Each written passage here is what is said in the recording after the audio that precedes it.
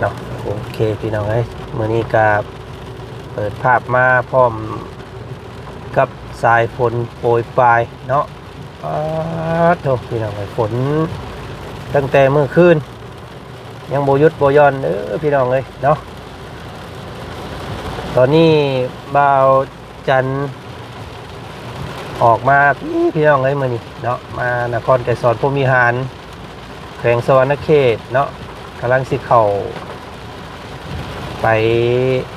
วัดพี่น้องเลยเนาะวัดป่ามหาวันเนาะวัดป่าที่พวกเขาเคยเข้าไปถวายปัจจิตปัจจัยเนาะแล้วก็หลายสิ่งหลายอย่างที่เขาเป็นสะพานบุญให้ทางผู้ใหญ่ใจดีเพิ่นเนาะมื้อนี้ล่าสุดนี้พี่น้องเลยเนาะก็สิมีพิธีมื้อนี้พิธีมอบถวายกุฏิเนาะกุฏิพระอาจารย์พี่น้องเลยให้ทางวัดเพิ่นถือว่าสำเร็จแล้วกุฏิว่าสันพี่น้องเลยเนาะแต่ว่ามื้อนี้ฝ่าลมฝนหัวพี่น้องเอ้ยเนาะก่อนอื่นเด้อเนาะกับทักทายสบายดีพี่น้องเลยหมู่เพื่อนกันมักสุขสุขคนเจอกันคือเก่ามื้อนี้เนาะพ่อกันมื้อนี้ก็เป็นวันที่30เนาะมื้อนี้พี่น้องเลย30เดือนกรกฎเนาะเมนบอกกรกฎาทางฝั่งไทยทางฝั่งลาวเขาเอิ้นกรกฎพี่น้องเลยฝนนะพี่น้องเด้อเนาะอยู่ฝั่งลาวหรือว่าซุ่มแห้งตอนนี้พี่น้องเลยฝนซุ่มฝนนักเนาะแต่ละมื้อเฮ็ดหยังก็บ่ได้แล้วพี่น้องเลยเนาะบรรยากาศแบบนี้ก็เหมาะกับการจี้หอยหรือว่าผมผ่าอยู่เฮือนพอแล้วพี่น้องเลยเนาะ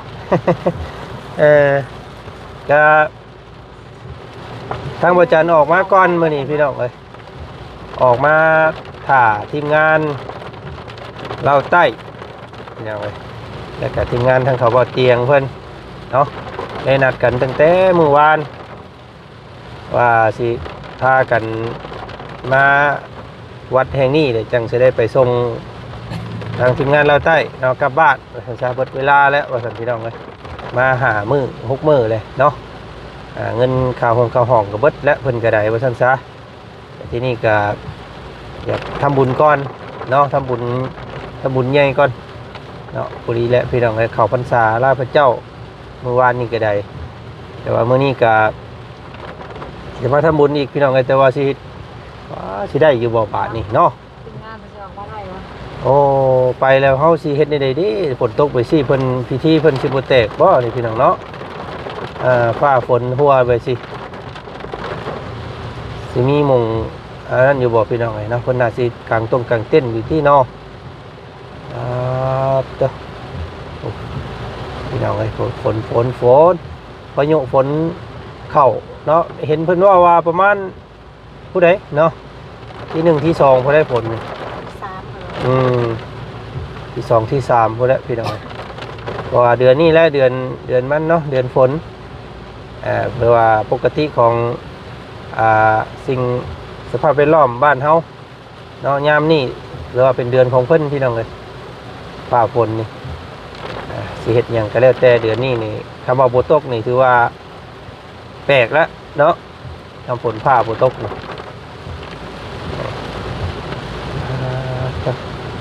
ตอนนี้ก็กำลังสิมุ่งหน้าเข้าไป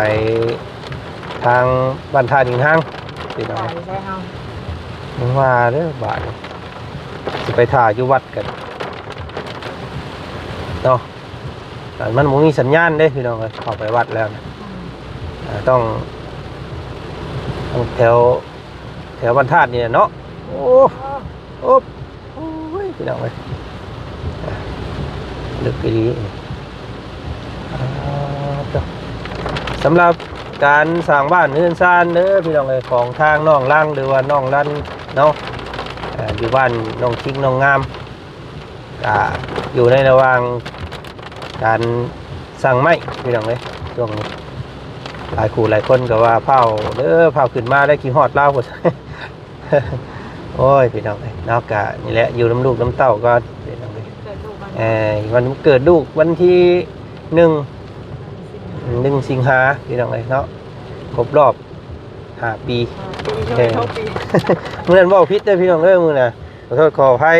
คิดว่าลูกสาวใหญ่แล้วสิเด้อเนาะลืมมันเกิดลูกลืมมันลืมอายุลูกพี่น้องเอ้ย ฟังว่า เว้าเต็มปากเต็มคำว่าจันก็ได้เนาะครบรอบ6 ปีว่าซั่นบ่เท่าแต่เรายังน้อยอยู่พี่น้องเอ้ยเนาะยังอัน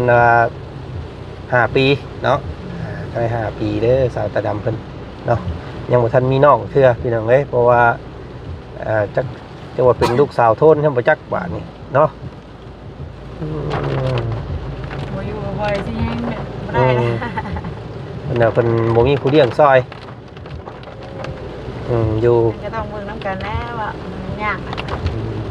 ยากแท้ซั่น คนเดียวบ่ได้เด้หายห้องอยู่ สิเบิ่งอยู่นํเพื่อนตลอดก็เงินคำก็บ่ได้แหละบาดนี่เนาะงานมันยิ่งไกลไปแต่ละมื้อแบบนี้พี่น้องเอ้ย เจ้าแม่แหละ กับอันถ่ายเวียกถ่ายงานหยังก็ยากช่วงนี้พี่น้องเอ้ยยิ่งมีข่าวร้ายเนาะคือเมื่อวานนี่ก็ซ่องใหญ่เลยพี่น้องเอ้ยเนาะผู้บุกเบิกการช่วยเหลือพี่น้องเอ้ยเนาะ บ้านเนาะ เกือบยังน้อยหนึงอึดใจหนึงพี่น้องเอ้ยเนาะกับคาดว่ายังอีกบ่กี่เดือนดอกครับว่าถ้าว่ายังบ่ปิดการสร้างในโรงไร่นี่ก็คือยังสิบ่เฮิงเนาะอาจจะฮอดล้านซับแล้วว่าซั่นซะทางบ่อเตียงเฮาพี่น้องเอ้ยโอ้เนาะแล้วก็แสดงความเสียใจนํเพิ่นพี่น้องเอ้ยแต่ทางเฮาก็ทำใจไว้แล้วเนาะเพราะว่ามันเฮ็ดคอนเทนต์เดียวกันพี่น้องเอ้ยสักมื้อสักวันมันก็สิมาฮอดเฮาเนาะเพราะว่ากด YouTube กูมื้อนี้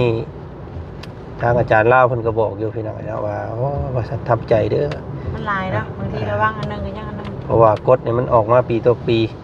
เนาะสมมติว่าปีนี้บ่เป็นหยังเนาะปีหน้าอาจจะมีกฎแบบใหม่อีกปีหน้าไงมันก็บ่รอดนะแต่ละคนนะเนาะอันนี้ก็จักสิเฮ็ดได้ไดสิไล่ลบคลิปตั้งแต่3 4 5 ปีขึ้นหลังก็บ่ไหวเลยพี่น้องเอ้ย5,000 กว่าเนาะ5,000 กว่ารายการที่ลงไปนะคำว่าเขาจักว่าคลิปใดมันพิษนี่ก็ลบไปกับใครอยู่อันนี้โอ้พี่น้องไงมีแต่ทำใจรอมือว่าสั้นซะเนาะจะสิเฮ็ดอย่างไรเอาวัดดวงวัดโชคกันไปพี่น้องไงผู้ใดมาง่ายมาซ่าก็ว่ากันเนาะนี่แหละพี่น้องไงเงินในอากาศมันก็บ่มีความแน่นอนคือ10 ลักว่าซั่นซะ10 ลักกับบ่มีบาทนี่เฮ็ดจังได๋นั่นแหละพี่ฝั่งไทยระบอนไปขายกระเล่มแล้วไม่รู้เชื่อขายอยู่กันนี่ก็บ่กระเล่มหาสิซื้อไปขายกระเล่มเลยนะพากันมาอยู่กันนี่ขายกระเล่ม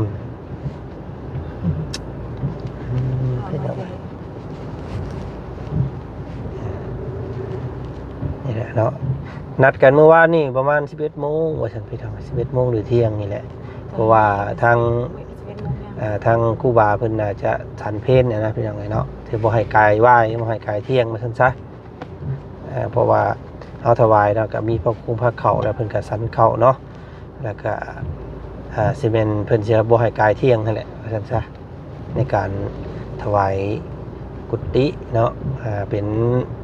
บุญใหญ่แล้วพี่น้องเนาะผู้ใดมีส่วนร่วมในการสร้างกุฏิวิหารให้พระสงฆ์องค์เจ้าเนาะคือเพิ่นเว้านั่นแหละพี่น้องเอ้ยสร้างกุฏิวิหารนี่ก็บ่แม่นให้พระให้จัวอย่างเดียวเด้เนาะให้ทุกทางเนาะทุกชีวิตที่ว่าอยู่เอาในหั่นนะนั่นได้ส้นบ่นกหนูปูปีกแมลงไหม้ที่สิ่งที่มีชีวิตแม่นหมดเด้อพี่น้องเอ้ยเนาะถือว่าทำบุญครั้งยิ่งใหญ่ว่าซั่นซะเนาะอันนี้ก็ยิ่งเฮ็ดกุฏิวิหารให้ทั้งครูบาอาจารย์หรือว่าแขกคนที่มาสนมาเศร้าเนาะโอ้ได้บุญหลายได้พี่น้องเลยเนาะโมทนาบุญนำผู้เพิ่นมีกำลังทรัพย์ในการสร้างวัดว่าห้ามพุทธศาสนาพี่น้องเลยเนาะให้รุ่นลูกรุ่นหลานได้ฮู้ศีลธรรมเนาะได้กราบไหว้บูชาเป็นศาสนาพุทธเฮาพี่น้องเลยตอนนี้ก็มาฮอดทางแวะบ้านธาตุอิงหังแล้วพี่น้องเอ้ยเนาะกะสิเดี๋ยวรถเข้าไปก่อนบาทที่นี่ พุ่นแหละเขาไปเลยสโลรอถ่ายอยู่ทางเขาพุ่นแหละเนาะมาส่งลูกสาวเขาเฮียนมื้อนี้พี่น้องเอ้ยอาทิตย์เมื่อกี้นี่เกือบจะบ่ได้เข้าเลยเนาะพังเบิ่งนี่แหละพี่น้องว่าไปเล่นเวียกเล่นงานนี่ครับว่ามันยากหลายก็สิให้แม่เซอร์เพิ่นให้ลูกโจะซะจักเดือนหนึงมันช่วงฝนมันซึมนี่มันซุ่มนี่มันอันนี้ครับว่านั่นก็บ่ได้ไปอยู่ดีหันนะเนาะเพราะว่ากระตังนั่นน่ะปิดเทอมซะเนาะให้ลูกปิดเทอม โอ้อ๋อตัวพี่น้องเอ้ยเนาะโอ้มาฮอดพี่แล้วนี่ไว้นี่นี่พี่น้องเอ้ยบ่ได้มาในรอบรายเดือนได้พี่น้องเอ้ยอยู่นี่เนาะมีคนกรีดได้พี่น้องเด้อเนาะบ้าน นี่ฝนไม่ตกเลยเนาะ ธาตุอิงหังทางเขาวันธาตุนี่พี่น้องเอ้ยนี่โอ้ชุดเล็งเลยเนาะใกล้สิสำเร็จแล้วนี่สมัยนี้เพิ่นก็มีการเปิดได้นี่เปิดทางได้นี่เนาะพิธีเปิดทางอีกนี่โอ้งบมหาศาลนี่นี่พี่น้องเอ้ยเนาะ โอ้ยเห็นป่ะโอ้เป็นทางไปตรงเนาะทางไปตรงนี่โอ้สุดเล็งเลยโอ้มาบุญมาสินรอบหน้านี่สบายพี่น้องเอ้ยเนาะทางอันนี้ไล่อันสายไฟสายสัญญาณตะเบิงอันนั้นอาจจะเป็นทางระบายน้ำสิทางคลองน้ำสับนี่กับว่าพวกใหญ่เลยนี่พี่น้องเลยเนาะ โอ้คักบาทนี่พี่น้องเลยอิสาทางหมู่บ้านเด้เนาะหมู่บ้านชายบุญแถวนี้พี่น้องเลยเนาะได้ทางเข้าบ้านงามเขาหนองทงหนองทั้งนี่แหละเนาะเขาหมู่บ้านชายเขาตุกสาวติ๊กสาวหล่าสาวดีเอาอันพมุงพามีแถวนี้แหละพี่น้องเลยแต่ว่าผู้คนเนาะมีชีวิตที่ดีขึ้นกว่าทั้งเฮาอีกเด้การเป็นอยู่ไก่ในเมืองอีกแล้วก็การถนนหนทางเข้าก็สบายก็คือทางเฮาเนาะพี่น้องก็บ่ได้เข้ามาเราหลายปีหลายเดือนเนาะนี่อยู่นี่ก็สิมีน้องอันนั้นนี่เฮือนอยู่นี่พี่น้องน้องนี่ก็ลูกกันสาวตาดำมันอยู่นี่นะน้องน้อยบ่อันตะกอนนะน้อง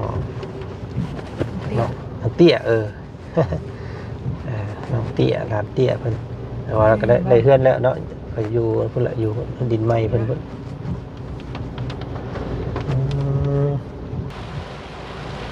โอ้มาอีกแล้วพี่น้องเอ้ยฝนสิเป็นตาไปกันทำบุญทำทานอยู่บ่แบบนี้เนาะพี่น้องเนาะทางไปทำบุญไปช่วยสิแล้วเฮ็ดบุญก็ยากๆนิดนึงพี่น้องเอ้ยเฮ็ดบาปมันง่ายเพิ่นว่าเนาะเนาะพี่น้องเนาะโอ้ดีเท่าว่าทางเข้าสบายเนาะบรรทัดถัดอิงหังเด้อนครเกษรพุ่มวิหารได้เพียงเด้อถัดเห็นยังสั่นทางตากฝนยืนไปสั้นอันรถดีจ้ะโอ้เอาทีเป็นหน่อยมันออกมา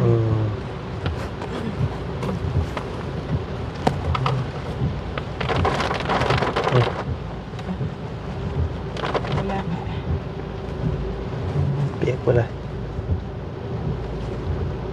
ไกลเติบได้พี่น้องเส้นทางเส้นนี้เนาะถือว่าเพิ่นเฮ็ดก็รวดเร็วว่องไวแล้วก็ใหญ่อีกเนาะเป็นทางมาเลยใช้ตัวนี้งบแบบส่วนในหมู่บ้านก็เป็นงบหลักงบหมู่บ้านแน่แล้วก็งบวัดแน่แล้วตัวนี้พี่น้องตามเบิ่งเฮ็ดงบหมู่บ้านนี่แหละเพราะว่าหมู่บ้านนี่หมู่บ้านใหญ่เด้บ้านมันหลายบ้านอีกพี่ก็เราประทางนี้หลายบ้านสมทบกันอีกงบหลักกัน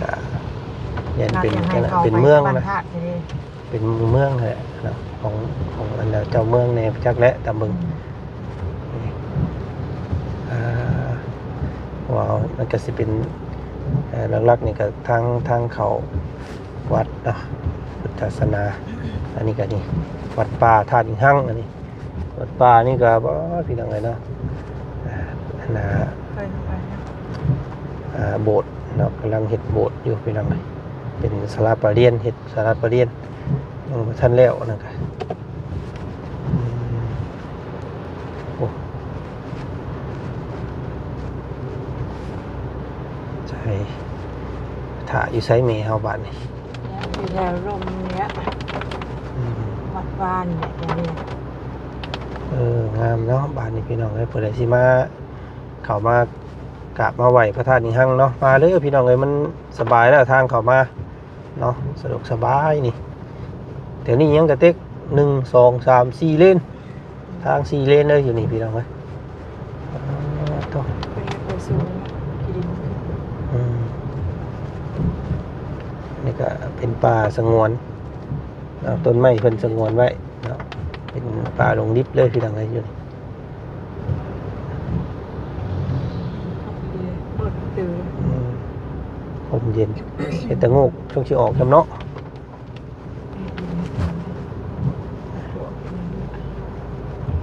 หาเสื้อเขาหน้าหู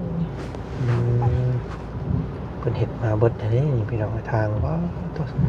เราสวัสดิ์เสบยเด้อบาทนี่อีเป็นอันนึงอันเดียวกันเลยแลนตรงเข้ามาเลยอี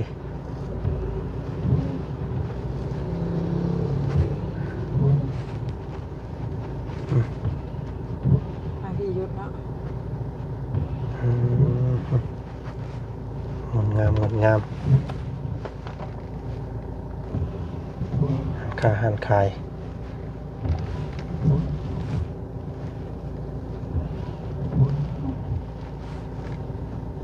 อ่างน้ำเนี่ยว่าไปสาว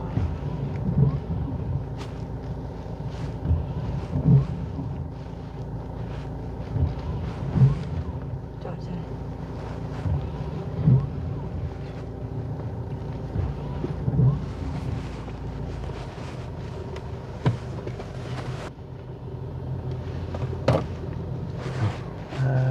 รถพี่น้องทางฝั่งไทยเพื่อได้พี่น้องได้มานี่รถไทยรถหลายพี่น้องเลยจังพอเพิ่นจังมีงบอันนี้เนาะ เป็นทางเข้า โอ้กักหลายนี่หมองจอดรถ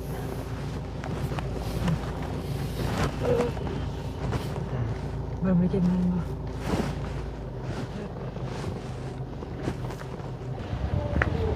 เนาะเอาระหว่างรอหมู่คู่เพิ่นมาพี่น้องให้กะสิเข้าไปกราบไหว้บูชาอันพระธาตุอิงหังก่อนพี่น้องเลยมากับแม่น้องเชอเพิ่น2คนมื้อนี้เนาะส่งสาวตาลำเพิ่นเข้าห้องเรียนแล้วก็เลยมาพี่เลยเนาะถามหมู่คู่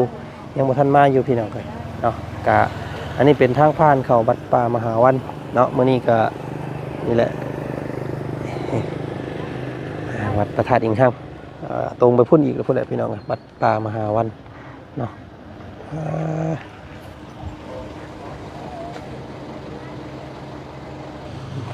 ยาวคือเนาะใหญ่ดี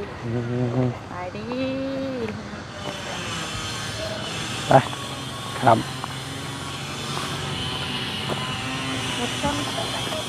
โอ้เนาะบ่ได้มาแต่โดนเนี่ยพี่น้องสะอาดสะอ้างขึ้นลายนี่ถนนหนทางโอ้นี่แหละเพิ่นว่าบ่มีอหยังหยุดนิ่งอยู่หมู่เก่ามีทุกข์มีสุขก็บ่ได้อยู่นำเฮาว่าตลอดไปปิดรถเนี่ยเฮ็ดเป็นอยู่บ่ดึงลงมาเลยดึงลงมาจนจำ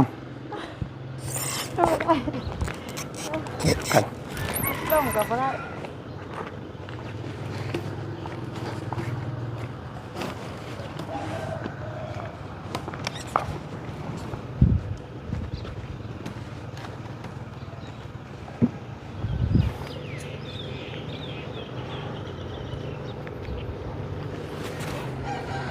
มาหอดแล้วเนาะสิการกล่าวไหวขอพรแล้วศรัทธามาบริจาคประกอบเชื่อปัจจัยโสภาบททุกวัดเมื่อที่ บุรณะปฏิสังขรณ์วัดวาของพวกเราช่วยกันเอาข้าวไฟนาฏศิลป์เนาะจนสุดเสียเพียงรับวัดวาศาสนาช่วยโลกานาข้าวไฟเนาะช่วยเสียหน่อยขอพวกกรุณาเนาะ เนาะพี่น้องแกมากราบไหว้ขอพรวันเข้าพรรษาเนาะอยู่ที่พระธาตุอิงหังเนาะอยู่พันธาตุอิงหังเมืองแก่สอนพรหมวิหารแขวงสวรรณเขตเด้อพี่น้องเนาะตอนนี้ก็ฟ้าฝนหยุดมิดไปเนาะไปมาฮอดแล้วก็แบะเข้ามากราบมาไหว้ก่อนสิเดินทางไปวัดป่ามหาวันเนาะอยู่บ้านโพนซิมนะพี่น้องเนาะขอความกรุณาเนาะเนาะกะเรียบร้อยพี่น้องเนาะทางประจันกะได้มากราบไหว้บูชาพระธาตุอิงหังเป็นที่เรียบร้อยเนาะวันนี้กะผู้แรกวันนี้พี่น้องเราพบไปพ่อกันอยู่วัดป่ามหาวันเนาะกับทีมงานเราใต้แล้วก็ทีมงานของพวกเฮาพี่น้องทั้งเขาว่าเตียงเนาะสิมีผู้ใดแน่มาติดตามเบิ่งน้ำกันพี่น้องคู่คนสิหน่อยสิหลายบ่เนาะฝนตกแบบนี้พี่น้องจังไดกะคลิปนี้ทางประจันกะมาล่ำรออยู่วัดก่อนอยู่นี่ท่าพี่น้องเนาะกะพาฝนตกมื้อนี้พี่น้องเนาะมาเอาบุญน้ำกันเด้อเนาะพาพี่พี่น้องมา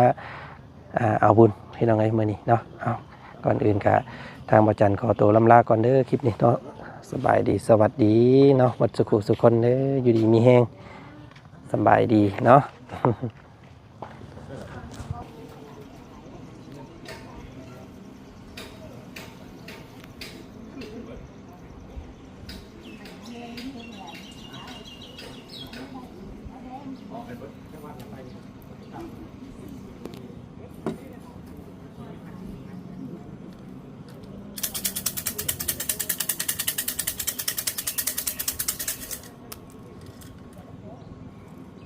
เนี่ย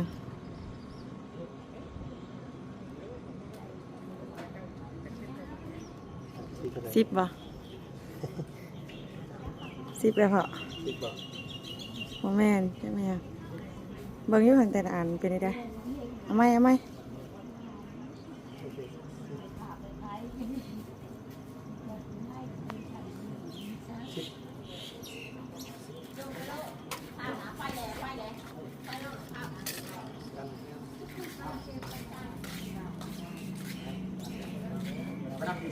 10บ่